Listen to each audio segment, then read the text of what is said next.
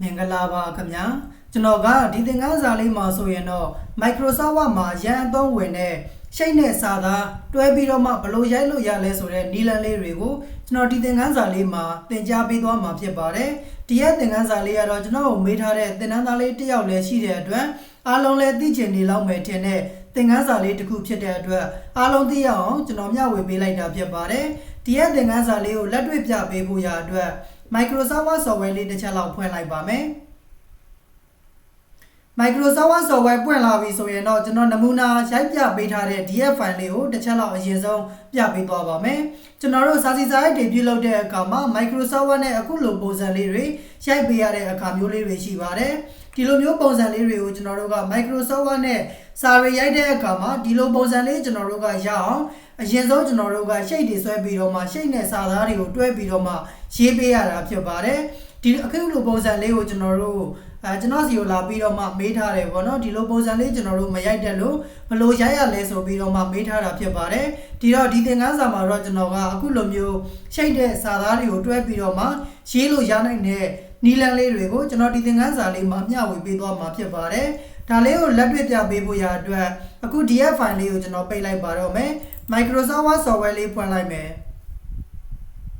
Microsoft Word software ပွင့်လာပြီဆိုရင်တော့ကျွန်တော်တို့ blank document ဆိုတဲ့အထဲကိုဝင်ပြီးတော့စာရွက်လေးတစ်ရွက်လောက်အရင်ဆုံးခေါ်လိုက်ပါမယ်လက်ရှိကျွန်တော်တို့ခေါ်ထားခဲ့တဲ့ DS စာရွက်က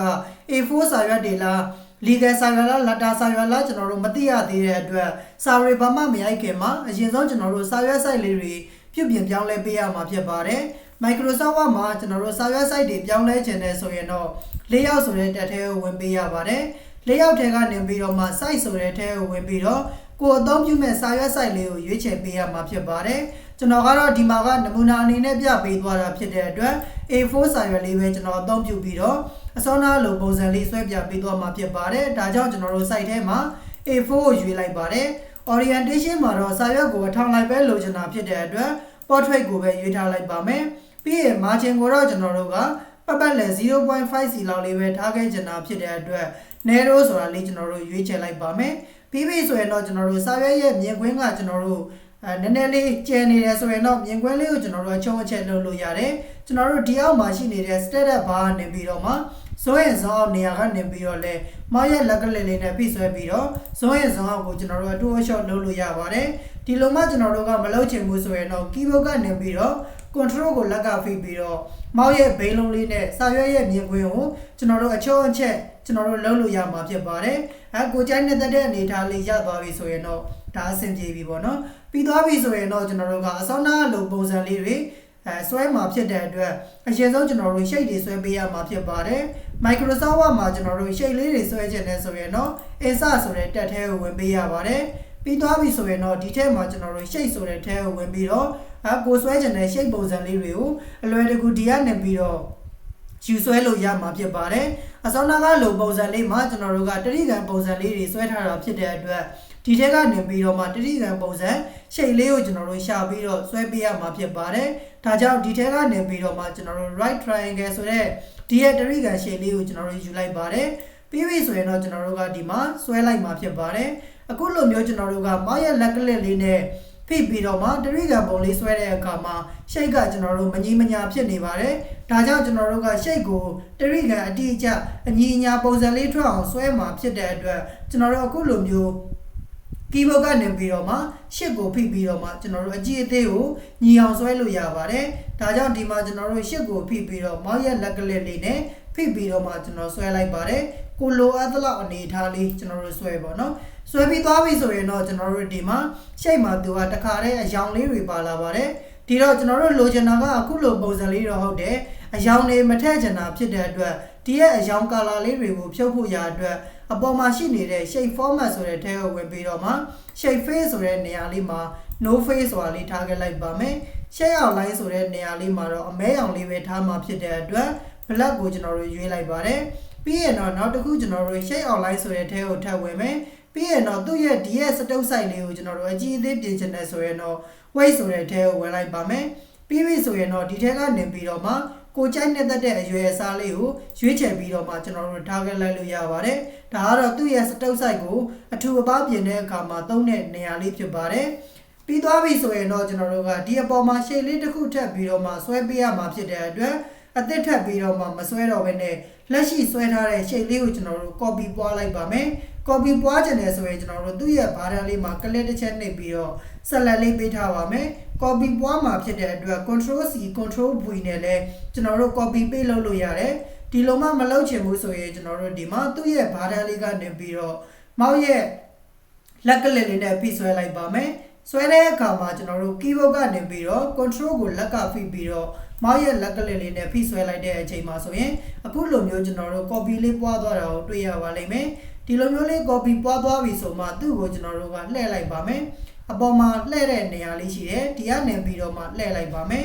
လှည့်တဲ့အချိန်မှာကျွန်တော်တို့က keyboard ကနေပြီးတော့ရှစ်ကိုဖိပြီးတော့ကျွန်တော်တို့လှည့်ပေးရမှာဖြစ်ပါတယ်ဒါမှကျွန်တော်တို့အခုလိုမျိုးအညီအညာလေးရမှာဖြစ်ပါတယ် keyboard ကနေပြီးတော့ရှစ်ကိုမဖိဘူးဆိုရင်တော့သူကဒီစောင်းစောင်းကြီးထွက်နေမှာဖြစ်ပါတယ်ဒါကြောင့်ကျွန်တော်တို့က rotate လှည့်တဲ့အချိန်မှာ keyboard ကနေပြီးတော့ရှစ် key ကိုဖိပြီးတော့မောက်ရဲ့လက်ကလေးလေးနဲ့ဖိဆွဲပြီးတော့လှည့်ပါမယ်ပြီးပြီဆိုရင်တော့ကျွန်တော်တို့ဒီမှာနေရာလေးတွေကိုကျွန်တော်တို့နည်းနည်းလေးကြည့်ကောင်းမဲ့အနေထားလေးဖြစ်အောင်အခုလိုမျိုးလေးကျွန်တော်တို့ချိန်ပေးလိုက်ပါမယ်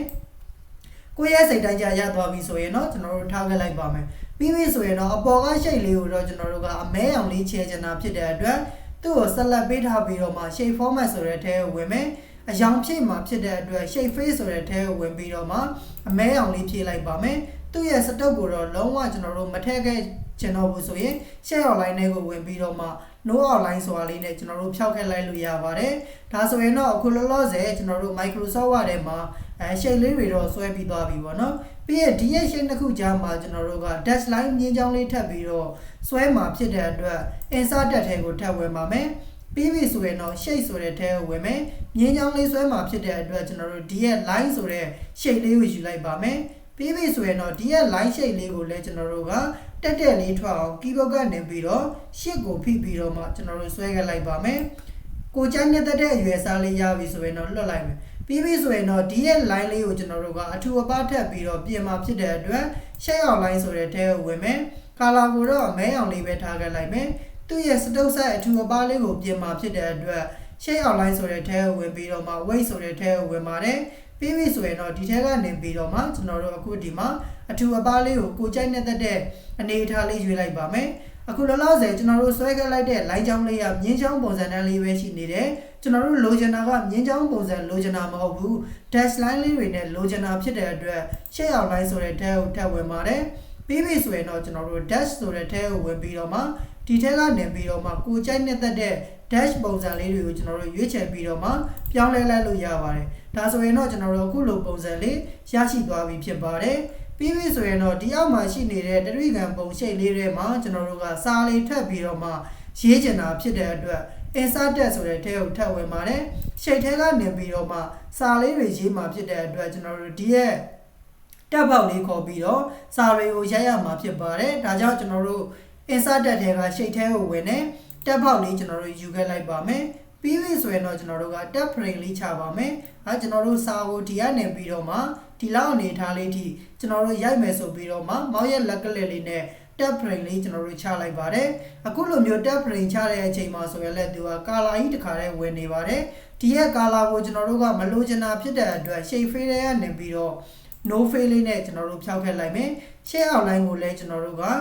no outline ကျွန်တော်တို့ထားခဲ့လိုက်ပါမယ်ဒါမှကျွန်တော်တို့အယောင်နေသူ့ရဲ့စတုပ်ပေါင်းနေကျွန်တော်တို့မပါတော့မှာဖြစ်ပါတယ်ပြီးသွားပြီဆိုရင်တော့ကျွန်တော်တို့ home tab ထဲကနေကိုယ်အသုံးပြုမဲ့ဖောင်လေးကိုကျွန်တော်တို့ပြောင်းပါမယ်ဒီမှာတော့ကျွန်တော်ကပြည်တော်စုဖောင်နဲ့ပဲရိုက်မှာဖြစ်တဲ့အတွက်ပြည်တော်စုဖောင်လေးပဲထားခဲ့လိုက်ပါတယ်ဖောင် size ကိုတော့17လောက်ကျွန်တော်တို့ထားခဲ့လိုက်ပြီးပြီဆိုရင်တော့ကျွန်တော်တို့ဒီမှာမြန်မာစာ keyboard လေးပြောင်းပြီးတော့မှစာလေးရေးလိုက်ပါမယ်ခုံအမှတ်ဆိုပြီးတော့မှကျွန်တော်တို့ရေးလိုက်ပါမယ်ပြီးပြီဆိုရင်တော့ဒီမှာ dash လေးတွေကျွန်တော်တို့ထားခဲ့လိုက် enter လေးခောက်လိုက်ပါမယ်နောက်တစ်ခုကျွန်တော်တို့ထပ်ပြီးတော့ရေးလိုက်ပါမယ်စာစစ်ဌာနဆိုပြီးတော့မှကျွန်တော်တို့ရေးလိုက်ပါမယ်အခုလိုမျိုးကျွန်တော်တို့စာရီရေးတဲ့အချိန်မှာသူကတခါတည်းတန်းပြီးတော့မရောက်ဘဲနဲ့ဒီနားလေးမှာကျွန်တော်တို့ပေါ်နေတာတော့သူ့ရဲ့ error လေးကကျွန်တော်တို့ဒီမှာကျွန်တော်တို့လက်ရှိစာရိုက်နေတာက keymagic ကိုသုံးတာမဟုတ်ဘဲနဲ့ window ကနေပြီးတော့ဘေးရင်ပါလာတဲ့ဘာမိမြန်မာ virtual order keyboard လေးကိုသုံးပြီးတော့ရိုက်တာဖြစ်တဲ့အတွက်စာရီတန်းပြီးတော့မကြဘဲနဲ့ဒီနေရာလေးမှာကျွန်တော်တို့စာလေးတွေကအရင်ဆုံးမြင်တွေ့နေရတာဖြစ်ပါတယ်ဒီရဲ့ error လေးကတော့ကျွန်တော်တို့3ရင်းတန်းလန်းနဲ့ ဒီစာလေးတွေကိုမှန်အောင်ရိုက်ပေးသွားတယ်ပေါ့နော်ခဏနေသူ့လိုဒီ error လေးကပြန်ပြီးတော့ပျောက်သွားမှာဖြစ်ပါတယ်အခုဒီမှာစာစစ်ဌာနဆိုပြီးတော့ရိုက်လိုက်တယ်အန်တာလေးခောက်လိုက်ပါတယ်ပြီးရင်တော့ကျွန်တော်တို့ဒီမှာလာထာကြီးကြက်လက်မှတ်ဆိုပြီးတော့ရေးလိုက်ပါမယ်အခုဒီမှာเนาะစာဒီအပေါ်လေးမှာကျွန်တော်တို့ပေါ်နေတယ်စပေပါလေးခုံလိုက်တာနဲ့ကျွန်တော်တို့အောက်ကိုရောက်သွားမှာဖြစ်ပါတယ်အန်တာလေးခောက်လိုက်ပါမယ်ပြီးရင်နောက်ထပ်ကျွန်တော်တို့ထပ်ပြီးတော့ရေးလိုက်မယ်ကြီးကြက်လက်မှတ်ဆိုပြီးတော့ထပ်ရေးလိုက်ပါဦးမယ်ဒါကတော့ကျွန်တော်တို့နမူနာအနေနဲ့အခုလိုပုံစံလေးရိုက်ပြပေးတာဖြစ်ပါတယ်ဒါဆိုရင်ကျွန်တော်တို့ရသွားပြီเนาะအဲ့တော့ DSR နဲ့အောက်မှာရှိနေတဲ့ရှိတ်နဲ့ကိုကျွန်တော်တို့ကကြည့်လို့မကောင်းနေတာဖြစ်တဲ့အတွက်သူ့ထဲမှာကြည့်လို့ကောင်းအောင်ကျွန်တော်တို့ဒီမှာဘာတန်လေးကနေပြီးတော့အောက်ကိုအနေငယ်ပြည့်ဆွဲပြီးတော့ချလိုက်ပါမယ်ဒီဘက်ဘေးလေးမှာတုံးမယ်ပေါ့ကျွန်တော်တို့ဒီမှာသူ့ရဲ့ dash လေးတွေထပ်ပြီးတော့ကျွန်တော်တို့ပြင်ပေးပါမယ်လိုနေတဲ့နေရာလေးတွေမှာကျွန်တော်တို့ကာဆာလေးချပြီးတော့ကြည့်လို့ကောင်းမဲ့အနေအထားလေးတွေကိုကျွန်တော်တို့လိုက်ပြီးတော့ပြင်ပေးရမှာဖြစ်ပါတယ်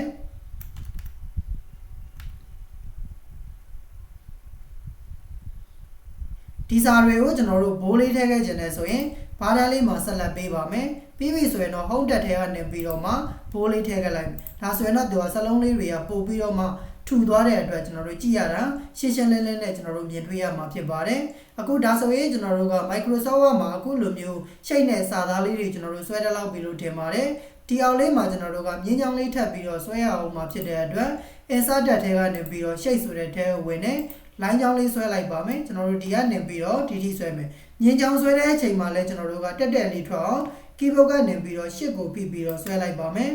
သူ့ရဲ့လိုင်းချောင်းလေးကိုကျွန်တော်တို့အထူအပားပြင်မှာဖြစ်တဲ့အတွက် shape format ဆိုတဲ့ထဲကနေပြီးတော့ shape outline ဆိုတဲ့ထဲကိုဝင်မယ် color ကိုတော့မဲအောင်လေးထားခဲ့လိုက်ပါမယ် weight ဆိုတဲ့ထဲမှာကျွန်တော်တို့ဒီမှာသူ့ရဲ့လိုင်းချောင်းလေးကိုထူတဲ့ပုံစံလေးကျွန်တော်တို့ရွေးချယ်လိုက်မှာဖြစ်ပါတယ်အခုဒါဆိုရင်တော့ကျွန်တော်တို့ Microsoft Word မှာအခုလိုမျိုးပုံစံလေးဆွဲလို့ပြီးသွားပြီဖြစ်ပါတယ်ဒါဆိုအားလုံးနားလည်လောက်မယ်လို့ထင်ပါတယ်ကျွန်တော်တို့ Microsoft Word နဲ့စာရေးတွေပြုလုပ်ပေးရတဲ့အချိန်မှာအခုလိုမျိုးကျွန်တော်တို့ရှိတ်တွေနဲ့စာသားတွေတွဲပြီးတော့ရေးတဲ့အချိန်မှာအခုနီလန်းတဲ့အတိုင်းကျွန်တော်တို့လိုက်ပြီးတော့မှပြုလုပ်ပေးလို့ရပါတယ်ဒီရဲ့သင်ခန်းစာလေးရဲ့လက်တွေ့လုပ်ငန်းခွင်မှာလည်းအရင်အသုံးဝင်တဲ့သင်ခန်းစာလေးတစ်ခုဖြစ်ပါတယ်ကိုကိုယ်တိုင်လက်တွေ့လိုက်ပြီးတော့မှလေ့ကျင့်ကြည့်ပေးပါအကယ်၍ကိုယ်တိုင်လေ့ကျင့်တဲ့အခါမှာမရတဲ့နေရာလေးတွေရှိတယ်ကျွန်တော်သင်ပေးတာနားမလည်လိုက်တဲ့နေရာလေးတွေရှိတယ်ဆိုရင်လည်းကျွန်တော်ကိုပြန်ပြီးတော့မှမေးမြန်းပေးလို့ရပါတယ်အကယ်၍ကိုယ်တိုင်လေ့ကျင့်ပြီးသွားပြီကိုလည်းအမှန်တကယ် Microsoft Word မှာအခုလိုမျိုးပုံစံလေးတွေကိုယ်တိုင်ရိုက်တက်နေပါပြီဆိုရင်တော့ဒီသင်ခန်းစာရဲ့ comment လေးမှာ DONE done ဆိုပြီးတော့ရေးခဲ့ပေးပါအောင်ခင်ဗျာဒါမှကျွန်တော်သင်ပေးတဲ့သင်ခန်းစာတွေကိုဘယ်သူတွေကတော့အမှန်တကယ်လိုက်ပြီးတော့လေ့ကျင့်နေပါတယ်လေ့လာနေပါတယ်ဆိုတာလေးတွေကိုကျွန်တော်ကိုယ်တိုင်လည်းသိရအောင်လို့ပါအခုဒါဆိုရင်တော့ကျွန်တော်ဒီသင်ခန်းစာလေးကိုဒီမှာပဲရှင်းထားလိုက်ပါမယ်အားလုံးအဆင်ပြေကြပါစေခင်ဗျာ